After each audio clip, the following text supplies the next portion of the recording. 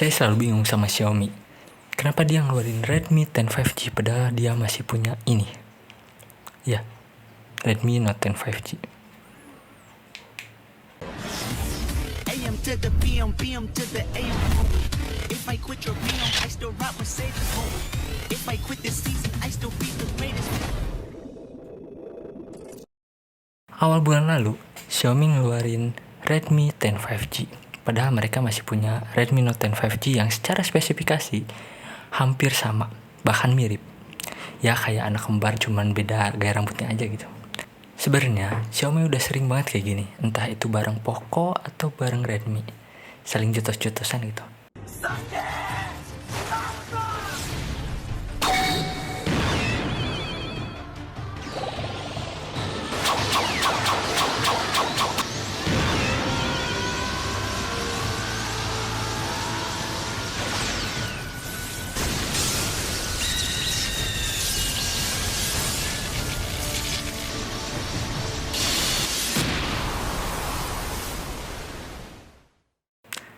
Tapi ini ngebuktiin bahwa Redmi Note 10 5G ini masih layak di tahun 2022. Kenapa? Karena spesifikasinya aja masih dipakai di adiknya. Kalau menurut pendapat pribadi saya, desain dari Redmi Note 10 5G ini lebih menarik daripada adiknya. Secara desain layarnya pun menggunakan punch-hole yang lebih elegan gitu. Dan desain back covernya pun mempunyai desain yang khas gitu. Nggak kayak adiknya yang bahasa desainnya hampir mirip sama desain sebelah gitu. Kayak Oppo, Vivo, dan kawan-kawannya. Kawan-kawannya sih. Ya pokoknya mirip sama desain sebelah. Sedangkan ini ciri khas. Tapi ini masalah selera aja sih. Masalah desain ini. Jadi gimana? Kalian lebih suka kakaknya atau adiknya? Dengan layar yang udah memiliki refresh rate 90Hz ini, membuat HP ini semakin nyaman untuk scrolling-scrolling sosmed mantan yang udah bahagia bersamanya. Ukuran layar dari Redmi Note 10 5G ini yaitu 6,5 inch dengan kerapatan pixel 405 ppi dengan ukuran resolusi 2400 x 1080p, ya jadi Full HD Plus gitu. Dengan panel IPS-nya, HP ini sudah cukup banget untuk memenuhi kebutuhan multimedia saya seperti nonton YouTube atau nonton film di Disney Plus atau nonton anime. Cuman yang agak nggak biasa buat saya itu penempatan tombol volume yang ada di atas tombol power. Jadi kudu rada kaluhur gitu dengan jari teh. Ya tapi ini masalah kebiasaan aja sih. Untuk spesifikasi Redmi Note 10 5G itu menggunakan Dimensity 700 yang mana dipakai juga di adiknya yaitu Redmi 10 5G. Nah, saya sengaja ngambil varian yang terendah yaitu 4GB RAM dan juga 128GB internal storage. Jadi biar kelihatan gitu kaum mendang-mendingnya. Gimana tim Xiaomi? Kaum mendang-mending bersama Xiaomi. Pada Antutu 9, HP ini mendapatkan skor 300 ribuan yang mana cukup memenuhi ekspektasi saya di harga HP yang 2,4 jutaan. Dan untuk di skor di 3D Mark Slingshot Extreme mendapatkan skor sebesar 2449. Tapi ini hanya sebatas skor sih. Gimana nih kalau performa gamingnya? Apakah memenuhi ekspektasi juga? Pada Genshin Impact saya coba tes beberapa skenario di HP ini. Itu pertama saya coba di lowest setting menggunakan di lock di 30 fps, 45 fps, dan juga 60 fps. Dan saya juga coba bawa ke map di Inazuma yang menurut saya map paling berat di sana. Karena ada hujan, petir, dan cukup mengejutkan karena saya kira pada low setting itu agak lumayan sedikit frame drop, ternyata tidak. Tapi kalian jangan aneh ya kalau misalkan ada frame drop ketika perpindahan tempat, karena wajar untuk open world ketika perpindahan tempat seperti time travel. Seperti fast travel. Jadi pas fast travel terus ada sedikit frame drop itu nggak apa-apa karena open world pasti harus load resource yang cukup besar. Di skenario kedua, saya coba di medium setting di lock di 30 fps dan juga 45 fps. Saya tetap coba di map yang sama di Inazuma tadi. Dan cukup mengejutkan karena HP ini masih cukup playable untuk menggunakan Genshin Impact di medium setting. Sebenarnya saya biasanya main Genshin Impact di MadPad R ini. Dan agak cukup terkejut juga di Redmi Note 10 5G ini medium settingnya cukup playable. untuk main Genshin Impact. Dan ya cukup kaget lah gitu bisa selancar ini. Tapi pas saya coba di setting high, jelas sih pasti frame dropnya di mana-mana. Jadi kalau kalian pingin nyaman untuk main Genshin di HP ini, kalian di lowest aja 60 fps biar lebih smooth. Atau kalian pingin grafik yang agak lebih naik, ya di medium tapi di 30 fps atau 45 fps. Masih cukup playable kok untuk dimainin. Dan di game kedua, saya coba di game Mobile Legends bisa menggunakan frame rate high dan juga grafis ultra jelas ya.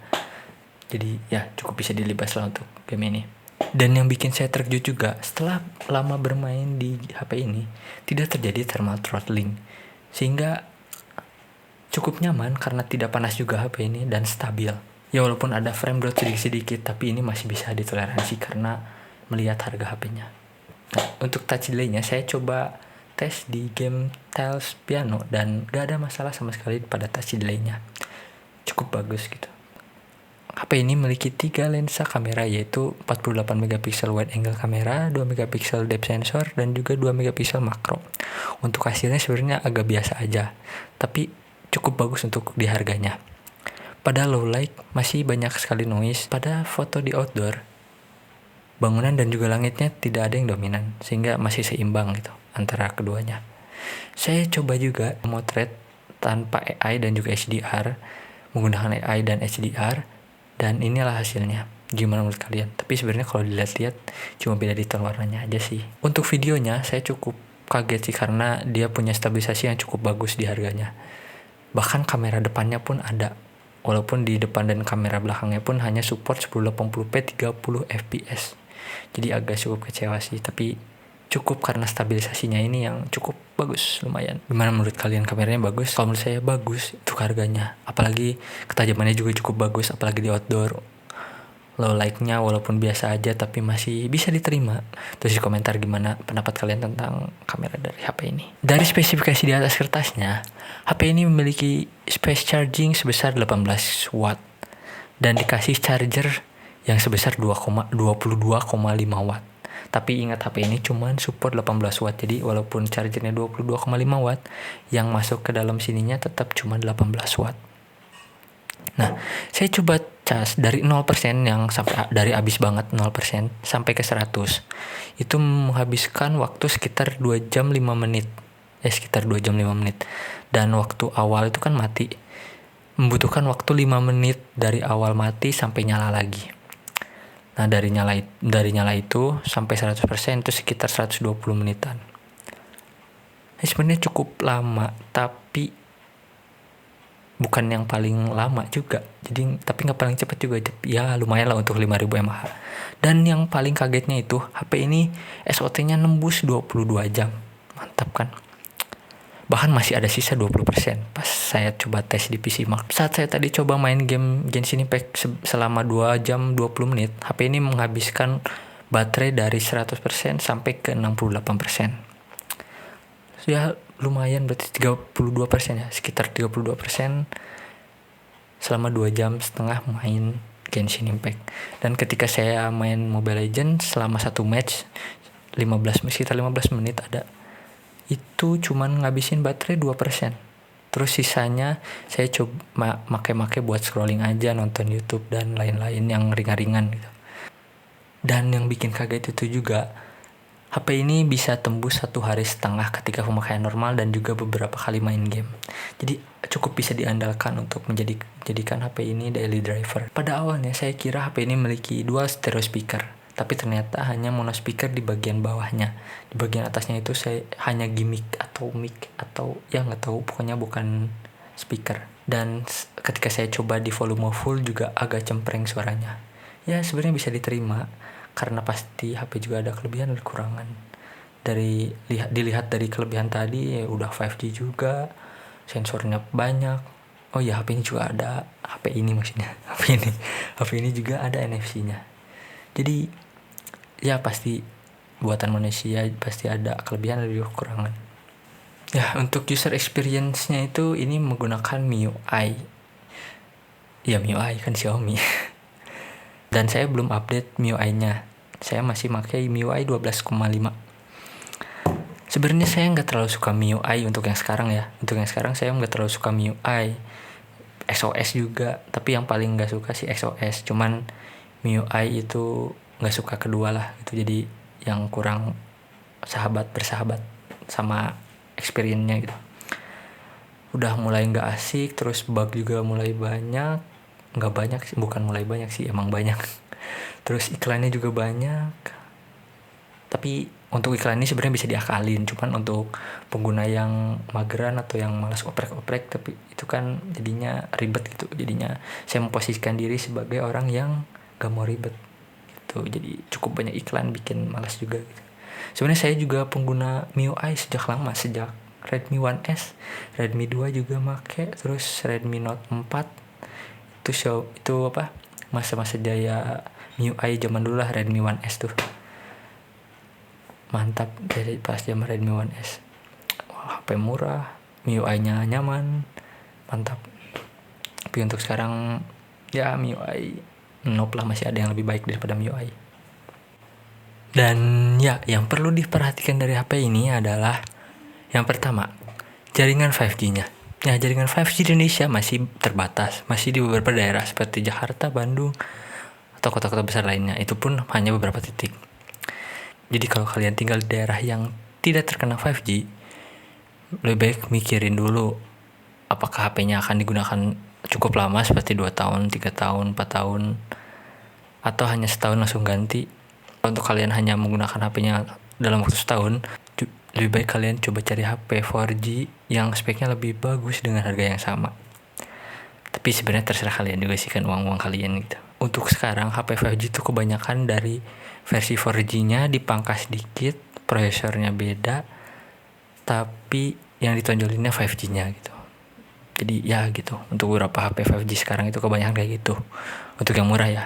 Dan yang kedua itu ada SIM card yang hybrid. Sebenarnya ini nggak terlalu masalah untuk beberapa orang dan ada juga solusinya. Cuman ya itu termasuk hal yang bukan kekurangan, yang perlu diperhatikan menurut saya. Yang ketiga adalah layarnya yang masih IPS. Sebenarnya nggak masalah, IPS-nya masih bagus juga, IPS-nya nggak nggak jelek-jelek banget juga gitu, bagus lah gitu, masih bagus. Cuman versi 4G-nya itu menggunakan Super AMOLED. Jadi menurut saya itu termasuk penurunannya gitu. Ya, terus yang keempat itu adalah dagunya yang cukup besar. Sebenarnya untuk HP sekitar harga segini, dagunya cukup besar ini gak terlalu masalah ya, karena yang lain juga kebanyakan dagunya sebesar ini juga. Yang terakhir adalah speakernya masih single atau mono. Balik lagi, untuk harga segini sebenarnya gak masalah, tapi hal ini perlu diperhatikan. Jadi ya, HP 5G termurah masih dipegang oleh HP ini.